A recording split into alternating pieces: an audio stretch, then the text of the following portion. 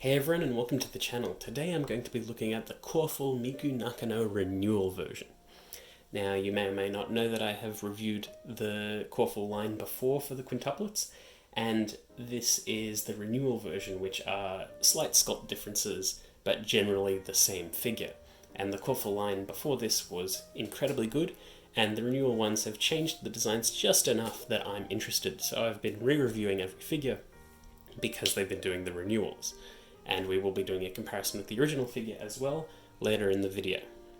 So let's have a quick look at the Miku.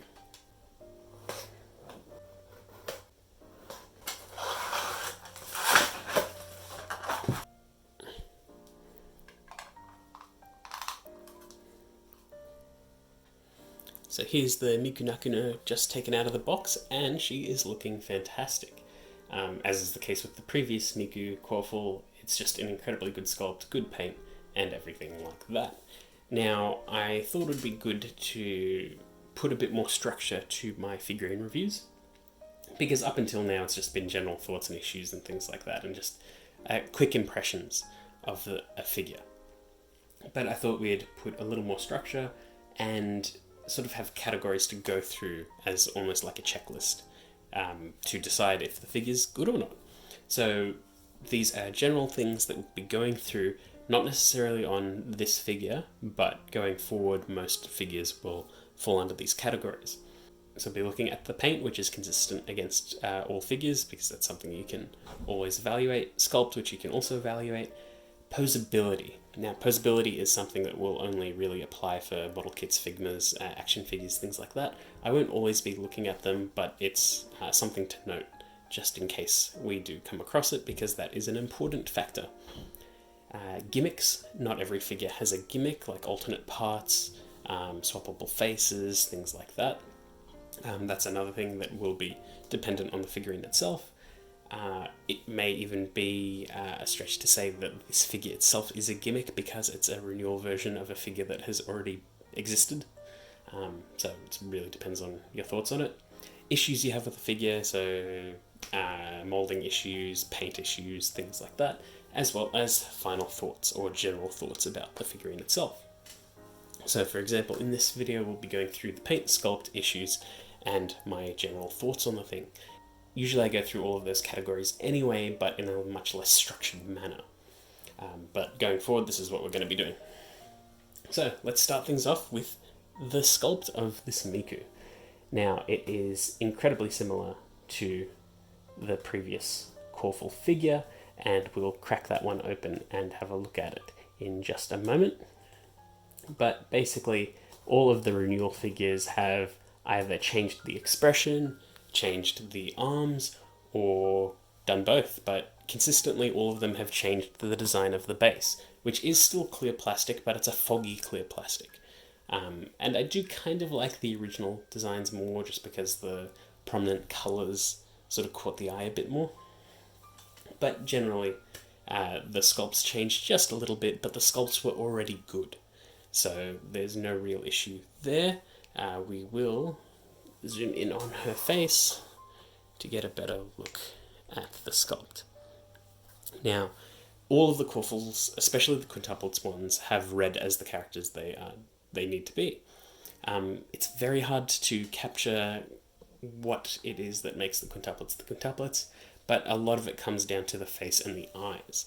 Now, the Corefuls have a very rounded face, which I think works really well, but they also go very heavy on the blush and detail the eyes perfectly. And even though the eyes are most likely stickers because this is a prize figure, it's still good work nonetheless. The expression is good, the detail is good. I love the Coreful brand of clear plastic at the ends of the hair. It adds a nice little bit of texture and makes the hair pop in a way that usually only scale figures do. You can see her headphones, her school jacket is coming off her arm. There's some nice detailing on it all. And there is a seam line down the middle of her hair, but that's pretty standard and you won't really be looking at it from that angle. There's some nice detail in her hair, just how it separates. and just gives it a flowing effect, and it doesn't look like just a chunk of plastic. Not unlike the Ray pop-up parade that I looked at, where it looked like a mess. Anyway, moving further down on the figure, there are her stockings. Now these are just painted, there's nothing special about them. It is a mostly consistent paint job, which is good because sometimes the stockings can come out really messy, but they do seem prone to marks, and it's not the cleanest on the legs itself. Like, the paint seems to have been applied fairly cleanly, but I think that the legs were a little bit bumpy, so it might not have taken that well to it. The shoes look good. You can see the base, Miku Nakano number 3 with the colour blue, because that's prominent with the character. Well, that's synonymous with the character themselves. The skirt looks good. The jumper looks good. The jumper is also textured, which is very cool.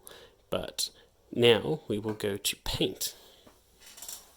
Now, my original Miku had a small paint error on her jacket. I can't remember, it's been a while. I know she had a paint error sort of on the front somewhere, and we will look at that in just a moment, and it'll remind me. But generally the paint on the renewal version is just as consistent as any other Coreful, and as well as any other prize figure, but in particular consistent with the Quintuplets line, which is the outside jacket is kind of crappy. This white line on the jacket is just not that great. I know it's hard to paint in between the lines, but like, it's just, it doesn't look that great. Thankfully, the rest of it is fantastically painted. There's some good detail work on the headphones. Again, the face, it's just clean. The expression of her mouth is just spot on. And the dress looks fantastic, or the skirt looks fantastic. The shoes are clean. The stockings are clean enough. There's even some texturing on the bottom of the shoe, which is really cool. I like that. And yeah, just some more detail on her back, and some more spotty white lines on the jacket. But yeah, that's just something you have to take with prize figures. But at least it doesn't ruin the figure. That's the most important part, as long as it doesn't ruin the figure. But yeah, besides very minor paint issues, there doesn't seem to be anything wrong with this Miku, which is fantastic. I'm a little bit tired of getting slight duds and things like that, or paint errors on the face. It just bothers me so much. But let's crack out the original Miku for a quick comparison. So when you've got them side by side, the comparisons become incredibly obvious. And that is just the posing of the arms. And funnily enough, it is literally just the arms.